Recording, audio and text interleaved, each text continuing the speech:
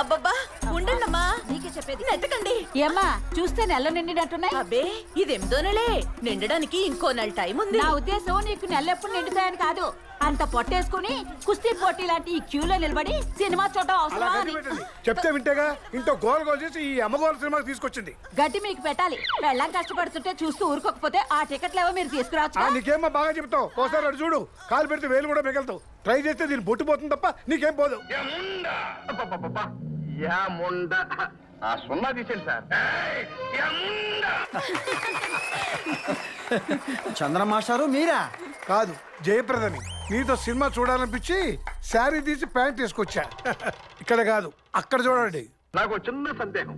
ఏమది? ఇక్కడ equality before law ఉన్నదా? ఏమండి నొప్పులండి. అన్నగారు సినిమా చూస్తుంటే అంతేనే కొట్టి కొట్టి చేతులు ఎప్పుడతాయి. ఆ నొప్పులు కాదండి. ఈ నొప్పులా? ఇప్పుడు 8వ నెలే కదే.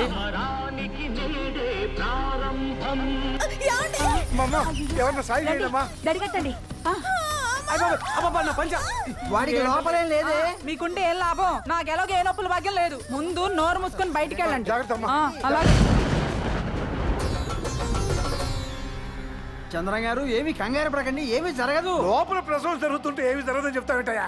ఎవడయ్యా నువ్వు? నేనండి, మీ పక్కింట్లో ఉండే సుబ్రహ్మణ్యాన్ని.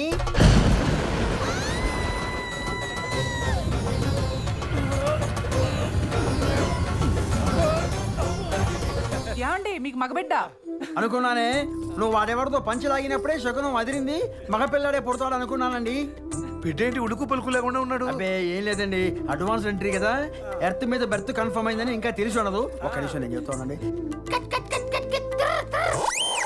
ఇక మీకంతా ఉచ్చదశే.